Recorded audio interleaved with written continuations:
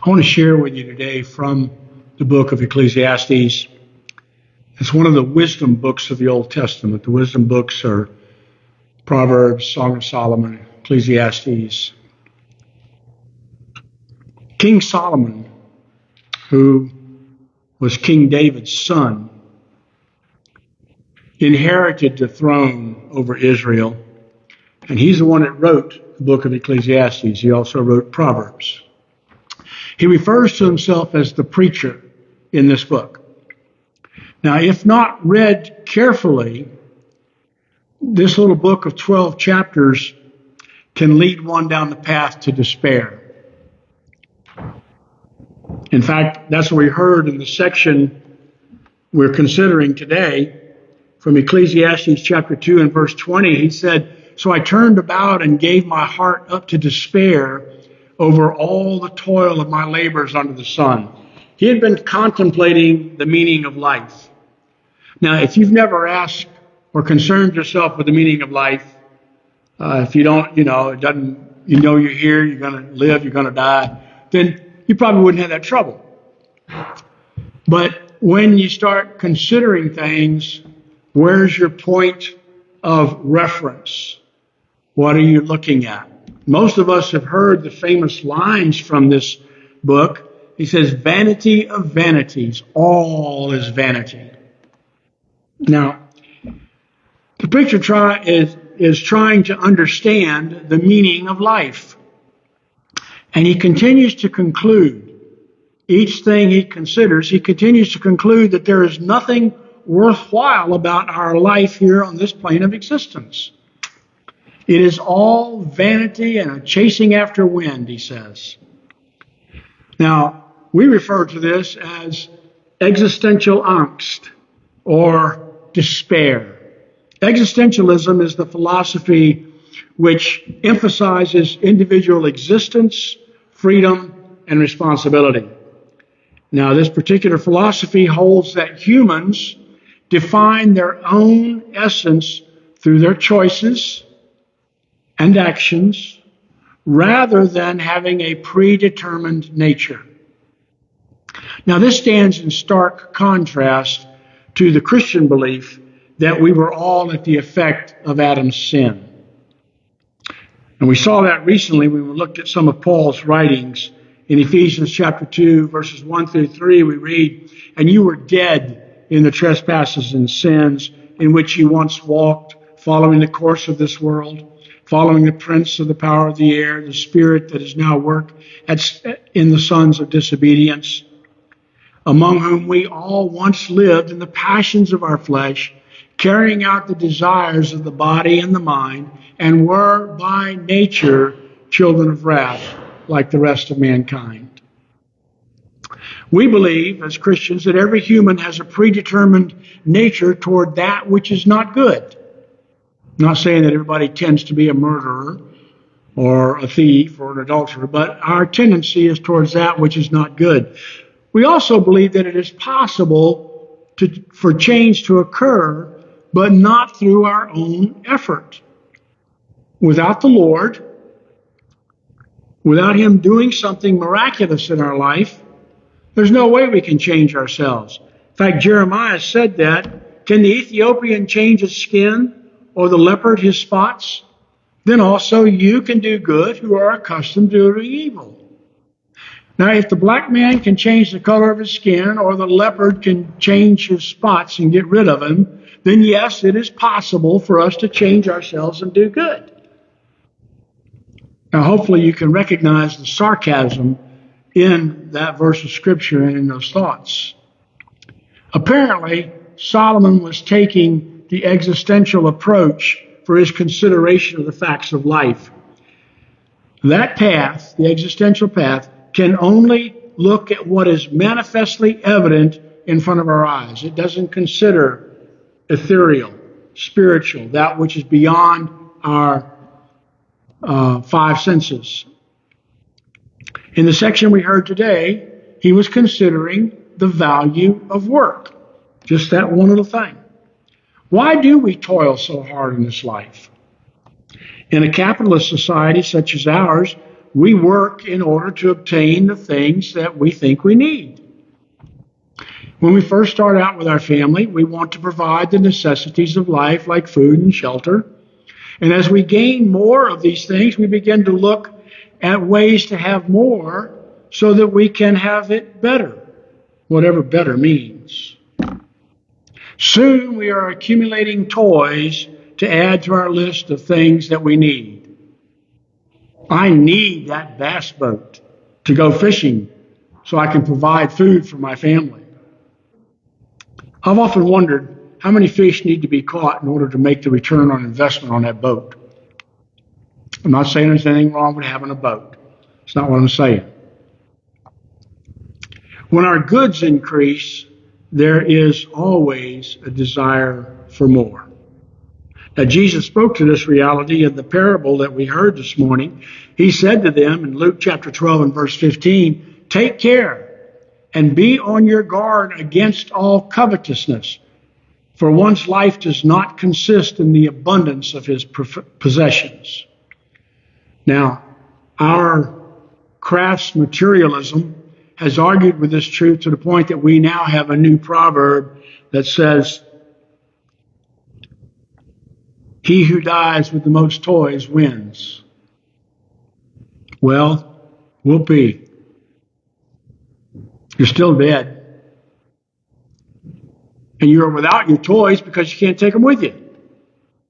So what happens to your toys? This is what Solomon was considering. What happens to all the stuff I've accumulated? And we need to remember Solomon was king. He was the wisest man on earth at the time. Queen of Sheba came to hear his wisdom. He built massive buildings and temple and accumulated great wealth. But he kept looking at it and said, what's the point? He must have seen this reality as he considered the toil of life. And he ended up saying in verse 18 of chapter 2, "I hated all my toil in which I toil under the sun, seeing that I must leave it to the man who will come after me." Apparently, he didn't like the man who was coming after him. Someone else is going to gain your toys and all the things that you work so hard to get. Will they be wise in their use of what you have left behind? Now, we've all heard the stories of those who gained great wealth without having to earn it. Most of those stories are about how the person squandered everything. The sad situation of many who have won the big lotteries attests to the fact that having more will not necessarily change who you are. We've heard the story of the prodigal son who wanted his inheritance before it was time. His father allowed him to have it and gave it to him. But the boy was not changed into a person wise about money when he had his own money to manage. He squandered it all. Proverbs, like I said, also written by Solomon, addresses this fact. In Proverbs chapter 20 and verse 21, he says, "An inheritance gained hastily in the beginning will not be blessed in the end." The son argued for his inheritance now and gained his inheritance hastily. Obviously, from the story, we know that it was not blessed in the end. Now, maybe you're wondering where I'm going with all this. At least I hope you're wondering.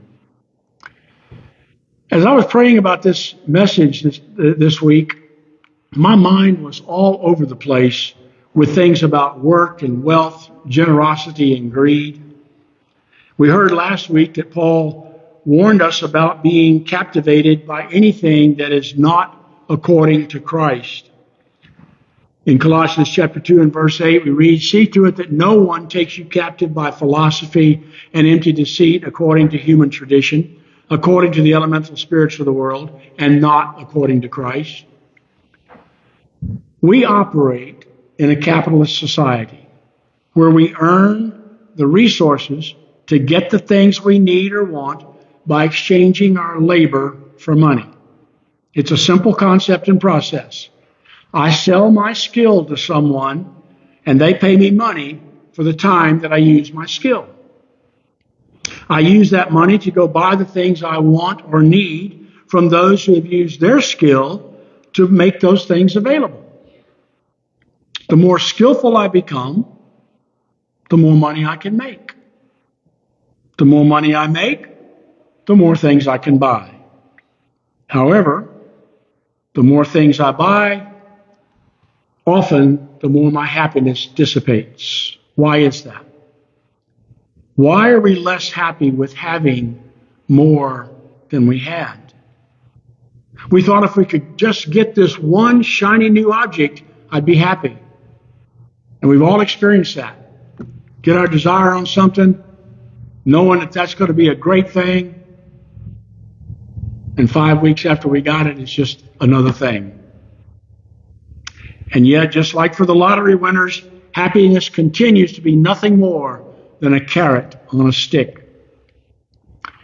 Happiness itself is an elusive butterfly that will forever be out of reach as long as that's what we're pursuing. Now, as much as I love our country and what it stands for, I see a major flaw in one of our founding documents. The Declaration of Independence says that we all have the right to life, liberty, and the pursuit of happiness. From my perspective and observations over the years, the pursuit of happiness is at the bottom of most of our angst and despair. Happiness is a result. It is not something you can pursue in and of itself. Happiness is dependent on having a proper perspective on life. In other words, happiness is a choice. It is not dependent on circumstances or the lack thereof. The Apostle Paul learned this through his many trials associated with his zeal for serving the Lord. He said in Philippians chapter 4 and verse 11, "Not that I'm speaking of being in need, for I have learned in whatsoever situation I am to be content." Notice that he said he learned it. Contentment, that is, choosing to be happy, is a learned skill. Think about the way you do things. When you get into a negative spiral, thinking about something bad that's happened to you or somebody's done or whatever, it's a downward spiral into more and more negativity and lack of joy and happiness. Where did it start? Right here in the mind. And the same thing is true in reverse. The more you begin to think about the good things in your life, the more your joy increases. It starts with the mind. That's why Paul tells us in Romans chapter 2 and verse 12 to be renewed in the spirit of our mind. Solomon, in all his angst about the meaning of life, finally arrived at that same conclusion. In chapter 2 of Ecclesiastes, verses 24 to 25, he said, "There is nothing better for a person than that he should eat and drink and find enjoyment in his toil. This also I saw is from the hand of God. For apart from him, who can eat or who can have enjoyment?" Our enjoyment, our happiness, our ability to think in the positive, on the good things, comes from God. Now, employed or retired, there is still toil on this earth as we move from day to day. Even if it's just the daily chores, it's toil, it's work, especially when it's 98 degrees outside. Whatever your job happens to be at this season of life, can you find enjoyment in it? If you're still trying to get ahead, whatever that means, then happiness, contentment, joy will forever be the carrot on the stick, goading you on toward more. However, when you can find the contentment in simply doing what is before you, happiness is the reward at the end of each day. I began to learn this one summer when it was my job to clean public restrooms and to empty the sewage containers of campers who were not hooked up to the sewer system. It was a very unpleasant job, to say the least, hauling what we called the honey wagon around to the various campsites. But it allowed for my children to go swimming every day with their friends. It allowed me to have quality time with my wife. It also allowed me the opportunity to see that every job was important and not to be despised. I was able to make the camping life more enjoyable for the folks who had come to that campground. Solomon tells us later on in this book of wisdom, he says, "Whatever your hand finds to do, do it with your might. For there is no work or thought or knowledge or wisdom in Sheol to which you are going." Do your work, whatever it is, with the best of your ability as to the Lord. And when you're doing that, you're doing it without complaining. Yes, you washed the dishes 2 hours ago, and there's more dishes to be washed. Yes, you mowed the lawn yesterday. The rains came, and the lawn's got to be mowed again 3 days later. We don't complain about it. We do it as to the Lord. Paul tells us this also in Colossians chapter 3 and verse 23. Whatever you do, work heartily as for the Lord and not for men. Most of us here were fortunate enough to have parents who taught us that all work was worthwhile. And if it's worthwhile, it's worth doing right the first time. And that's a good thing that we were taught. Many of today's generation don't see that. They take a job, and the only thing they think about is the paycheck and what time I get off. But if we can pass this on to people, that the work that we do to the best of our ability. And the only way to do that is that this is the work that the Lord has provided for me. And I look around, there's different jobs, every one of us, and there's different skills in this place. The work that you do, the chores that must be done, are all a part of what God has outlined for your benefit to bring you to the place of knowing Him in a fuller fashion. You are not working for yourself. You are not working for your family.